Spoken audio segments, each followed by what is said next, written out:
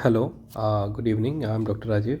So let's discuss some confidential, important questions of practical and theory.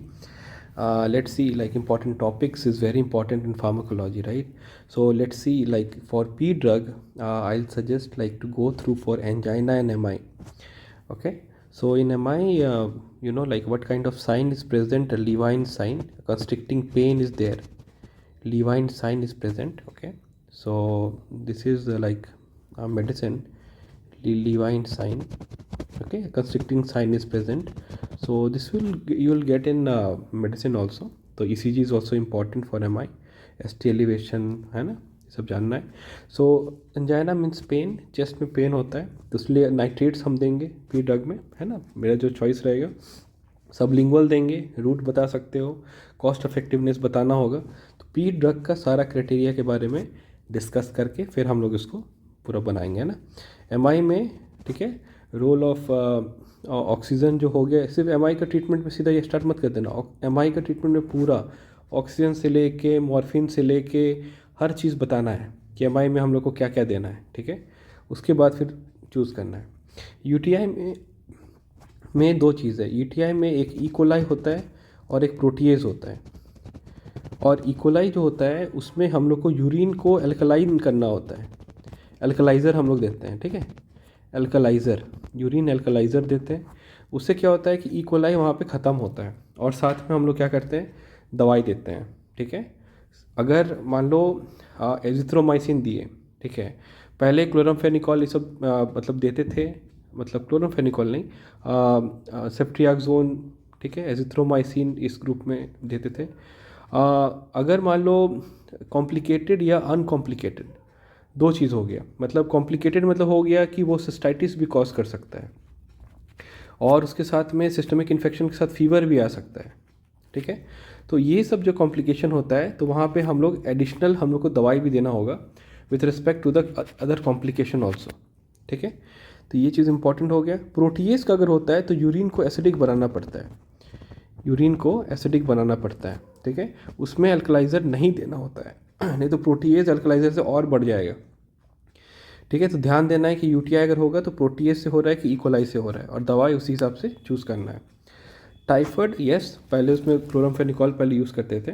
आजकल तो typhoid fever में हम लोग सेफेक्सिम ओफ्लॉक्सासिन का कम्बिनेशन यूज़ करते हैं या फिर हम लोग इसमें दे सकते हैं एजिथ्रोमाइसिन. ओके, तो ज़्यादा डिफरेंस नहीं है यूटीआई में भी और टाइफाइड में ट्रीटमेंट में. But still you have to make a list, एक लिस्ट ऑफ एंटीबायोटिक्स का नाम इसमें दोनों में जानना बहुत ही ज़रूरी है. Type 2 diabetes, again it's very important. Type 2 diabetes में आपको ओरल हाइपोग्लाइसेमिक एजेंट्स के बारे में डिटेल में जानना है, इसका क्लासिफिकेशन याद करना है. और सबसे इम्पॉर्टेंट बात क्या है कि उसको आपको लाइन बाय लाइन लिख के बताना है कि मैंने ये ड्रग क्यों चूज़ किया है ना. तो उसमें बहुत सारी बातें हैं, ठीक है. कम्बिनेशंस में आजकल हम लोग यूज़ करते हैं बहुत बार, लेकिन सबसे पहले अगर कोई दवा यूज़ करना है तो मेटफॉर्मिन मेटफॉर्मिन मेटफॉर्मिन, ठीक है. उसके बाद बाकी सब सोचते हैं ना, डिमिप्राइड सोचेंगे, वो सब बाद में सोचेंगे. पहले मेटफॉर्मिन, हमेशा start with metformin. There is no role of insulin. अभी यहाँ पे इंसुलिन अभी नहीं देंगे, एडमिट पेशेंट में देंगे. और इंसुलिन किस में दे सकते हैं हम लोग, जिसको सीवियर सेप्सिस होगा, एडमिट करना पड़ा पेशेंट को तो हमको शुगर तुरंत कंट्रोल करना है, या फिर ऑपरेटिव पेशेंट है, ऑपरेशन अगर होना है पेशेंट का, है ना, तो तुरंत अगर हमको कम करना है तो हम लोग टाइप 2 में हम लोग इंसुलिन का रोल है, ठीक है. ध्यान रखिएगा इसको. ग्रेव्स डिजीज़ और acute gouty arthritis. Acute gouty arthritis is very very important. इसमें क्वेश्चन में तीन चीज़ इसमें इंपॉर्टेंट होता है. सबसे इंपॉर्टेंट रोल होता है एलोपिरिनॉल का, कि इसका क्या है, एलोपिरिनॉल किस में यूज़ करते हैं, एक्यूट में यूज़ करते हैं या फिर क्रॉनिक में यूज़ करते हैं, ठीक है. क्रॉनिक में यूज़ करते हैं. कॉल्चिसिन, कॉल्चिसिन को कहाँ यूज़ करते हैं, और प्रोबेनेसिड, प्रोबेनेसिड को कहाँ यूज़ करते हैं, ठीक है. इसके बारे में डिटेल में जानना है. गॉटी आर्थराइटिस का पेन कहाँ पे जॉइंट्स में होता है, ये रिमेटोलॉजी में आप पढ़िएगा मेडिसिन में, ठीक है. तो एक्यूट गॉटी आर्थराइटिस में आपको जानना होता है ना, उसमें यूरिक एसिड देखना होता है. ये सब चीज़ के बारे में आप डिटेल में पढ़िएगा. तो पी ड्रग ओवरऑल ये एक आपको जानना है, इम्पॉर्टेंट है ना. डोज कैलकुलेशन में हम डिस्कस कर चुके थे. कुछ कंसंट्रेशन बेस्ड आपको जानना होगा, जैसे 1:1000, 1:10,000, ठीक है. सो 1:1000 मतलब क्या हो गया, 1 ग्राम इन 1 ग्राम इन 1000 ml। उसी तरह से 1/10 क्या है, 1 ग्राम इन 10,000 ml। ठीक है, तो ये चीज़ याद रखिएगा। तो 1 ग्राम है तो मिलीग्राम में कितना होगा, 1000 मिलीग्राम, 1000 मिलीग्राम इन 1000 ml, तो ये हो जाएगा 1 मिलीग्राम पर ml। ठीक है, और इसमें कितना हो जाएगा 1:10,000, मतलब 1000 milligram is present in 10,000 ml, मतलब आपका आ जाएगा कितना 0.1 मिलीग्राम पर ml। ठीक है, तो ये दोनों में यही डिफरेंस है, ये आपको एकदम याद रखना होगा। और ये भी याद रखना होगा कि 1:1000 जो है, ठीक है, इसको रूट पे क्या, कौन से रूट से देते हैं, तो IM देते हैं या फिर क्या देते हैं, सबक्यूटेनियस देते हैं, है ना। और 1:10,000 को कैसे देते हैं, IV देते हैं, इंटरओशियस देते हैं, एंडोट्रेकियल देते हैं। तो ये सब के बारे में डिटेल में नॉलेज आपको होना चाहिए। ठीक है, क्योंकि इमरजेंसी में इसको हम लोग यूज़ करते हैं, एनाफाइलेक्टिक शॉक में यूज़ करते हैं, ये बहुत इंपॉर्टेंट है ना। बॉडी वेट बेस्ड में जो बॉडी वेट जो होता है वही इंपॉर्टेंट होता है, एज वहाँ इंपॉर्टेंट नहीं होता है किसी आदमी का। ठीक है, एज नहीं, बॉडी वेट पे हम लोग ड्रग बनाते हैं बच्चों में, या फिर कोई भी जैसे TB का प्रोग्राम चल रहा है या लेप्रोसी का प्रोग्राम चल रहा है, तो वेट बेस्ड मेडिसिन बनता है, weight based medicine. Weight based बहुत इंपॉर्टेंट है, बॉडी वेट बेस्ड हम लोग को ड्रग कैलकुलेशन आना चाहिए। ठीक है, IV फॉर्मुलेशन में हम लोग क्या करते हैं, रेट ऑफ इन्फ्यूजन या ड्रॉप पर मिनट निकालते हैं, ड्रॉप पर मिनट निकालते हैं। ठीक है, ड्रॉप पर मिनट निकालते हैं, इसमें बहुत सारा इंपॉर्टेंट है, जैसे इंसुलिन हो गया, हेपारिन हो गया। इंसुलिन को कैसे देंगे, हेपारिन कैसे देंगे, ऑक्सीटोसिन को कैसे देंगे, या फिर एक क्लासिकल एग्जांपल होता है जो आप लोग PSM में भी डिटेल में पढ़िएगा कि IV रिंगल लैक्टेट जो होता है preferred over normal saline in a child suffering from acute severe diarrhoea. Diarrhoea का भी 3 कलेक्शन होता है, माइल्ड, मॉडरेट, सीवियर। उसमें इस सीवियर कैटेगरी में हम लोग का रिंगल लैक्टेट का क्या रोल है और इसका डोज कैसे निकालते हैं, ये इंपॉर्टेंट होता है। कब हम लोग 20 ml से स्टार्ट करेंगे, उसको कितना घंटा चलाना है, और कब 70 ml देना है, ये आपको जानना बहुत ज़रूरी है। ठीक है, अब फॉर्म फिलअप जो ADR का फॉर्म फिलअप है, तो वर्जन 1.4 वाला जो है आपको हमने ये प्रोवाइड कर दिया है, एक वीडियो ऑलरेडी अपलोडेड है, मैंने आपको वो भी शेयर कर दिया था। स्पॉटिंग के स्लाइड्स अभी और डिस्कस नहीं कर रहे हैं, प्रैक्टिकल में वो काम आएगा। इंपॉर्टेंट क्या है, prescription and communication. Prescription and communication में कुछ प्रिस्क्रिप्शंस आपका टिप ऑफ द टंग होना चाहिए, खासकर आपका अस्थमा का। अस्थमा में जीना गाइडलाइंस आपको जानना है, और उसमें स्टेप अप थेरेपी आपको जानना है। उसमें माइल्ड, मॉडरेट, सीवियर 3 तरह का होता है। उसको ट्रीटमेंट करने का जो प्रोसेस होता है, जो दवाई हम लोग ऐड करते हैं, साबा, लामा, ठीक है, लाइक साबा शॉर्ट एक्टिंग बीटा एगोनिस्ट है ना, सामा शॉर्ट एक्टिंग मस्कर्निक एजेंट है ना, फिर क्या है लाबा, लाबा लॉन्ग एक्टिंग मतलब बीटा एगोनिस्ट, और लामा है ना, ये सब जानना होता है। रोल ऑफ स्टेरॉइड, स्टेरॉइड का क्या रोल है यहाँ पे अस्थमा में, है ना। अच्छा, why morphine is contraindicated in asthma, ये सब आपको जानना चाहिए, ये सब टर्म्स जो है आपको जानना चाहिए। ओके ओके, सो एक सेकेंड,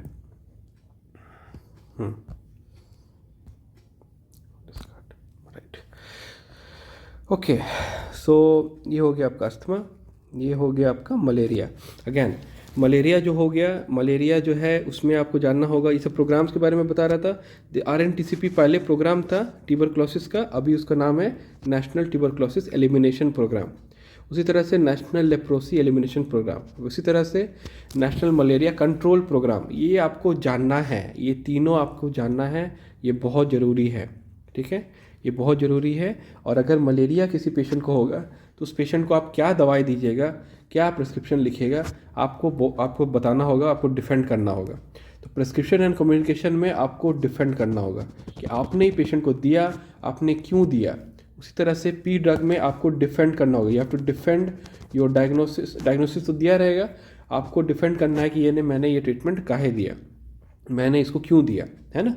उसी तरह से माइग्रेन जो होता है वो ओवरऑल बहुत इंपॉर्टेंट है, अभी रिसेंटली आप लोग को पढ़ाई भी हुआ था। माइग्रेन बेसिकली आपको ये जानना होगा कि रोल ऑफ आपका ट्रिप्टैन्स के बारे में जानना होगा कि ट्रिप्टैन का बहुत रोल है। ठीक है, वो जानना होगा। नॉर्मल जो हेडेक होता है उसके कॉजेस आपको मेडिसिन में पढ़ाए जाएंगे डिटेल में। ठीक है, और याद रखिएगा migraine is one of them but it is not the most common type, है ना। इवन जो कैंसर होता है ब्रेन का, it is the least common type of headache. अगर हेडेक बोला जाता है कि नहीं नहीं हमको ब्रेन में कैंसर ही हो गया है, तो वैसा नहीं होता, ठीक है ना। वो देखना, उसका टेबल बना हुआ है, चार्ट बना हुआ है हैरिसन में, उसमें एकदम लीस्ट में दिया हुआ है आपका कैंसर हेडेक, है ना। तो migraine is the most common. Throbbing pain होता है, वन यूनिलैटरल पेन होता है, ये सब जानना होगा। ट्रिप्टैंस का क्या रोल है, अभी ट्रिप्टैंस को हम लोग किस किस रूट से देते हैं वो इंपॉर्टेंट हो गया। नेज़ल रूट में स्प्रे के फॉर्म में आ गया है, वो जानना है, ठीक है। ट्रिप्टैंस इन डिटेल पढ़ना है, लेकिन ये जानने के बाद आपको एक चीज़ और ध्यान देना होगा, रोल ऑफ अर्गॉट्स, अर्गोटामीन इन माइग्रेन, ठीक है। ये भी एक इम्पॉर्टेंट क्वेश्चन यहाँ से उठ के आता है, तो ये दोनों के बारे में डिटेल में आपको पढ़ना होगा। इन्फेक्टिव डायरिया हो गया, तो डायरिया में आपको पूरा WHO का ORS के बारे में डिटेल में जानना होगा। इन्फेक्टिव डायरिया हो रहा है, इसका मतलब एंटीबायोटिक आपको देना होगा क्योंकि इन्फेक्टिव है। प्लेन डायरिया होता तो सिर्फ हम लोग ORS देते, बच्चों में हम लोग जिंक देते हैं, ठीक है। इन्फेक्टिव है तो एंटीबायोटिक देंगे, ठीक है। क्वेश्चन उठ के आता है, what is the difference between antibiotic and anti microbial, है ना। इस सब के बारे में आपको डिटेल में पढ़ना है। इसके बारे फिर मैंने आपको बोला कि एंटी ट्यूबरकुलोस और एंटी लेप्रोटिक रेजिमेंट के बारे में डिटेल में पढ़ लीजिए, इसके प्रोग्राम्स के बारे में डिटेल में पढ़ लीजिए क्योंकि बहुत हॉट टॉपिक है ये, ठीक है। इसके अलावा ड्रग इंट्रैक्शन मैंने कुछ बताया था, बहुत इंपॉर्टेंट है, ठीक है। इसमें एक ड्रग इंट्रैक्शन हम लोग बोल सकते हैं मीसोप्रोस्टोल और एनसेड, ठीक है। इसमें क्या ड्रग इंट्रैक्शन होगा ये भी एक ऐड कर लीजिएगा, ये जो मैंने लिस्ट दिया था उसमें, है ना। एस्प्रिन प्रोबेनेसिड ये सब था, एस्प्रिन वारफरिन इंपॉर्टेंट है, टेट्रासाइक्लिन ये इंपॉर्टेंट है ना। रिफाम्पिसिन OCP इंपॉर्टेंट है, एस इनहिबिटर स्पाइरोलैक्टोन ये सब इंपॉर्टेंट है। ये आपका फेनेटोइन आइसोनियाजिड आपका एंटी ट्यूबरकुलर रेजिमेंट में, और MDR TB जो होता है उसमें भी आपको इसके बारे में जानना होगा कि क्यों हम लोग कम्बिनेशन में हम लोग देते हैं, ठीक है। ये सब के बारे में आपको इंपॉर्टेंट है ना। डिजिटॉक्सिन इंपॉर्टेंट है, फिर आपका क्लोरप्रोपामाइड इंपॉर्टेंट है, अगैन एस्पिरिन इंपॉर्टेंट था, एमॉक्सिक्लैब इंपॉर्टेंट है बहुत कॉमनली, जो common is the commonest and rare is the rarest, भूलना मत। मेट्रोनिडाजोल और अल्कोहल में याद रखना। और ग्राफ्स में जैसे हमने डिस्कस किया था, तो उसमें आपका थेरेपेटिक विंडो ये सब तो जनरल फार्मा से आ गया, तो ये इंपॉर्टेंट हो गया। एफिकेसी पोटेंसी का ग्राफ इसे इंपॉर्टेंट हो गया। रैबिट आई, यस वेरी इंपॉर्टेंट, रैबिट आई से पूछा जा सकता है पूरा ANS इसमें हम लोग मतलब डाल के पूछ सकते हैं, ठीक है। वैसे motor reversal Dale again ANS पूरा डिटेल में पढ़ना है, तो ये सब आपको प्रैक्टिकल्स में आएगा। बट जो मैंने बताया इसमें थ्योरीज के लिए भी इंपॉर्टेंट है कुछ, है ना। इंसुलिन का ग्राफ, बायोप्टी ग्राफ, ये सब हम लोग डिस्कस कर चुके हैं, ठीक है। सो कुछ जो आपका वीडियोस है जो मैंने आपको शेयर किया था वो आपको इस चैनल में आपको अवेलेबल होगा। प्लीज़ अगर हो पाए तो प्लीज़ सब्सक्राइब करिएगा, ठीक है। अब एक लॉन्ग क्वेश्चन के रूप में ना आप इसको प्रिपेयर करिए, बहुत इंपॉर्टेंट है आपके लिए, ठीक है। क्योंकि ओपियोइड जो होता है ना, पेन मैनेजमेंट में ओपियोइड जो होता है नंबर 1 होता है। मॉर्फिन जो होता है ना, जितने भी सैनिक होते हैं जो आर्मी में ज्वाइन करते हैं ना, तो वो लोग के पास में अपने पैक में एक मॉर्फिन का शॉट होता है। अगर गोली लग जाती है, पैर काटना पड़ता है या कुछ भी प्रॉब्लम इस तरह की होती है इमरजेंसी में, तो मॉर्फिन शॉट लगाते हैं, ठीक है। मॉर्फिन हेड इंजरी में नहीं देते हैं, बहुत इंपॉर्टेंट है। ब्रोंकियल अस्थमा में नहीं देते हैं, हेड इंजरी में नहीं देते हैं, ठीक है। बहुत इंपॉर्टेंट है, ठीक है। और क्या कॉन्ट्राइंडिकेशन हो सकता है, ठीक है, बहुत इंपॉर्टेंट है, क्योंकि अनडायग्नोज्ड एब्डोमिनल पेन में भी नहीं देते हैं। तो जानना होगा कि क्यों नहीं देते हैं, आखिर क्यों कॉन्ट्राइंडिकेटेड है मॉर्फिन, है ना, क्या करता है। वो जो कॉमन जो डायग्नोसिस होता है और जो उसका ट्रीटमेंट होता है ना, वो डायग्नोसिस होने नहीं देता है, वो ब्लफ कर देता है आदमी को, ठीक है, या फिर उसको बढ़ा सकता है। तो ये सब चीज़ के बारे में आपको कॉन्ट्राइंडिकेशन जानना होगा कि काहे हम लोग मॉर्फिन यूज़ नहीं करते हैं। फिर मॉर्फिन का सबसे इंपॉर्टेंट साइड इफेक्ट के रूप में कॉन्स्टिपेशन आता है, ठीक है। उसके बारे में डिटेल में जानिए आप, उसके यूजेस के बारे में जानिए कि मॉर्फिन को कहाँ कहाँ यूज़ करते हैं। AMI में हम बताए अभी यूज़ करते हैं हम लोग, है ना। मॉर्फिन के बारे में डिटेल में पढ़िए आप। मॉर्फिन पॉइजनिंग के बारे में पढ़िए, मॉर्फिन पॉइजनिंग के symptoms, sign symptoms, everything, clinical feature पूरा आपको डिटेल में जानना चाहिए, है ना, कि मॉर्फिन में से होता क्या है ना। तो मतलब जो मॉर्फिन कैसे यूज़ करेगा, एक ड्रग एब्यूज़र यूज़ करेगा, यूज़ करेगा मॉर्फिन, राइट, कर सकता है इसको यूज़, क्योंकि मॉर्फिन जो है ये तो गवर्नमेंट स्टॉक्स में पाए जाते हैं, लेकिन इसको यूज़ कर सकता है ना। ओपियोइड्स की, अफीम की खेती होती है, सुने होंगे। अब इम्पॉर्टेंट चीज़ क्या होता है कि ये आपको जानना होगा कि मॉर्फिन में पिन पॉइंट प्यूपिल होता है, बहुत इंपॉर्टेंट। पिन पॉइंट पिपिल होने वाला एक मॉर्फिन भी है, ठीक है। इसके अलावा ऑर्गेनोफॉस्फोरस पॉइजनिंग में भी पिन पॉइंट पिपिल होता है। ब्रेन स्टेम इंजरी में भी पिन पॉइंट पिपिल होता है। तो पिन पॉइंट पिपिल जो होता है ये आप लोग जब जाइएगा आई में तो डिटेल में आपको फिर और पढ़िएगा, बट मॉर्फिन भूलिएगा मत, उसमें भी पिन पॉइंट पिपिल होता है। पेशेंट जो होते हैं वो एक ड्रग एब्यूज़र है, ठीक है, वो उसके साथ में मल्टीपल कंप्लेंट्स के साथ में आपके पास आ सकते हैं, बट पिन पॉइंट पीपल आपको देखने को मिल सकता है। उसमें ट्रीटमेंट के रूप में हम लोग क्या करते हैं, ट्रीटमेंट के रूप में हम लोग यूज़ करते हैं नैलोक्सोन, नैल्ट्रेक्सोन, ये दोनों के बारे में डिटेल में पढ़िएगा। नैलोक्सोन और नैल्ट्रेक्सोन को मॉर्फिन पॉइजनिंग में यूज़ करते हैं, और क्या उसका रोल है ये आपको मैं बोलूँगा, आपको मॉर्फिन ज़रूर एग्ज़ाम में पढ़ के जाना चाहिए, क्योंकि मेरे हिसाब से it is one of the most important topic जो आप लोग को आ सकता है फाइनल एमबी में भी, है ना। तो वैक्सीन्स में कुछ जानना होगा आपको, कुछ वैक्सीन्स के बारे में, तो पीएसएम में तो जाके आप पढ़िएगा वैक्सीन के बारे में डिटेल में। हो सकता है कि ये आपको इसमें आ जाए, स्पॉटिंग में आ जाए, स्पॉटर में आ जाए, ठीक है, स्पॉटर में आ जाए ये चीज़, है ना। कोई कौन सा वैक्सीन है भाई उसके बारे में लिखिए, है ना, उसके डिटेल में। अच्छा, hepatitis vaccine is very common. Health care जितने लोग होते हैं उनको हेपेटाइटिस वैक्सीन का डोज लगाना चाहिए, ठीक है। छोटे बच्चों में लगता है कि नहीं, आपको जानना चाहिए, ऑब्वियसली लगता है।